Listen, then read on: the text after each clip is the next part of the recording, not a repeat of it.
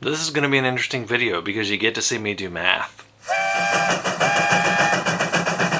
Hey everybody, my name's Jimmy. Welcome to Coffee and Trains. Today I'm drinking some 8 o'clock coffee. Still got that going in the pot.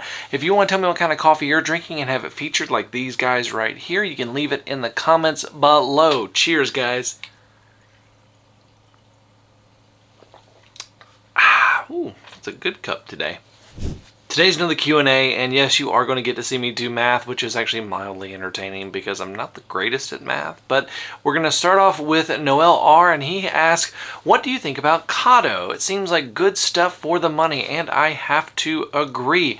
Kato locomotives are my best runners on here. I don't have any really bad runners on here, but that I run regularly, but Kato is really just consistently good. They're well built. They're tough. They just work really well, and not to mention they are very easy to put decoders into with those drop-in decoders. So they're really good. And the limited amount of rolling stock that they do make in comparison to other companies like, say, Microtrains or Atlas is some solid stuff. I do get some issues occasionally with their couplers, but overall it's really good stuff. That's my intermodal train. I've also got some of their hoppers and things like that. So I really do like Kato. It is one of my favorite brands, and it's always a solid choice.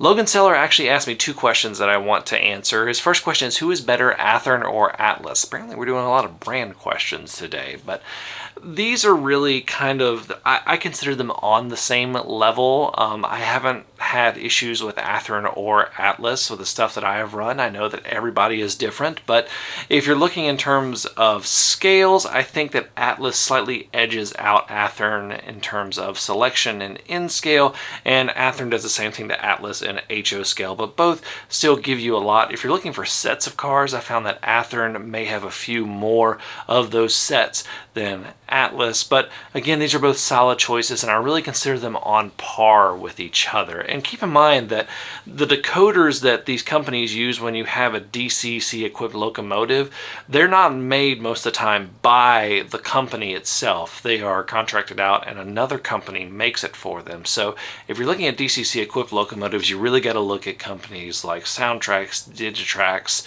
ESU, and companies like that. But in terms of the motors and everything, they're pretty much on par with each other. Now, his second question is a little bit lighter there, and that is, what is my favorite railroad? Now, in terms of modern railroads, it's Norfolk Southern. I live in Norfolk Southern country. I grew up in Norfolk Southern country. I love Norfolk Southern and the black and horsehead paint scheme. Now, if we're talking about fallen flags, I really have two. One is Southern Railway, and that's the U.S. Southern Railway, not the, I think there's a British Southern Railway, but the U.S. Southern Railway is, I'm right on the Crescent route, which is still run by Amtrak, so having that green paint scheme and then also those tuxedo paint schemes, Southern Railway was one of the first to really adopt diesel heavily.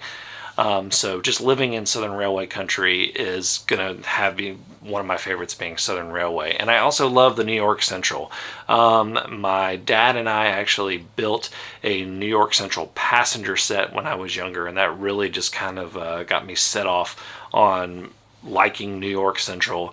And plus I love that lightning bolt paint scheme. I mean, I've got a 20th Century Limited poster right here. So those are some of my favorite railroads. Christopher Kelly asks, shouldn't the railroad be called GRR1? Now, for those of you that don't know, the project railroads that I build, I call them MRR and then a number. I'm on my second one. So MRR1 was about a year or so ago, and now I'm on MRR2, and I built the Garden Railroad in between. So GRR1, you know what?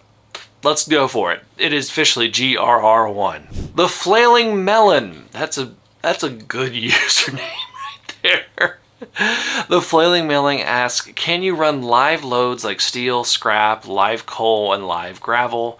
Start out with basic stuff that looks real but isn't live. So he's really talking about, can you put like actual like modeled coal and things like that in your hoppers or your gondolas or things like that. And there's nothing really stopping you from doing that. The only thing that I would consider is that if one of these cars derails and tips, you're going to have quite a little bit of a mess to clean up on your hands. I've seen plenty of people run live loads, especially with coal. In terms of scrap, a really good way to make scrap is to take all those little tube pieces that are part of the mold for the injection molding stuff and just to cut it up, and that makes really good scrap metal. And if you want to make it into a load that you can pull in and pull out, you can just pour a little resin or epoxy or something like that in it. Gravel, same thing with coal. I've seen people use it, but a lot of people will do like either a foam or a silicone block, and then they'll just put something on top. I've seen people put magnets in where you can just magnet it right out, but you can certainly do live loads. I would not do live loads just because if it derails, it's going to create quite a mess, but you are more than welcome to do that. I would say it's easier in larger scales than it is smaller scales. Taco the Noob. Man, you guys are knocking it out of the park with these usernames. He says, do I need just one connection for my layout or multiple? He has a 3x6 layout with 5 industries. So what I would say is, if you are doing these connections, I would just put a connection everywhere that the track can be electrically isolated. So let's say you have a couple of turnouts that are going to isolate sections of your main line. I would put a feeder going to there. I would also put feeders on all of your sidings, and that is pretty much how I would do it. And it really depends on what kind of turnouts you're using. If you're using power routing turnouts or non-power routing turnouts, things like that. Kendra Watkins asks, if you have a 3-volt power supply for your LEDs, do you need a resistor? The short answer is yes. Typical LEDs need between 2 and 4 volts. Now, in order to calculate which resistor you will need, you need to know a few things: the voltage and the amps drawn. If you buy a bunch of LEDs like this pack from Amazon, it's going to tell you all the information you need to calculate which resistor you need. Now, resistance is measured in ohms, so we need to use Ohm's law to figure out the resistor that we need. Brace yourself, because I'm about to do math. We're going to keep this simple because I am not an electrical engineer, and just say that we are going to add a resistor for each LED. Ohm's law is voltage equals current times resistance. Well, we know what the current and voltage are, so we just need to do a little bit of basic algebra to solve for the resistance. So our equation will be resistance equals voltage divided by current. Our voltage is whatever our supply is minus the voltage of the LED. So let's do a red LED. That has a forward voltage of 2 volts. Our current is whatever the LED draws, so that is 20 milliamps or 0.02 amps. We will do 3 volts minus 2 volts divided by 0.02 amps. So 1 divided by 0.02, which equals 50, and that is our resistance needed. So for a red LED, you will need a 50 ohm resistor or something pretty close.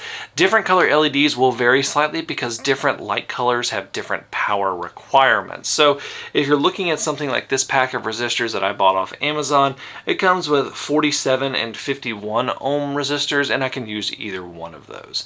Now, this can get a lot more complicated, and I just know enough not to burn out my LEDs. So I'm going to link this stellar video right here that does a detailed explanation of how to do all the calculations you will need to do for resistance and power supplies.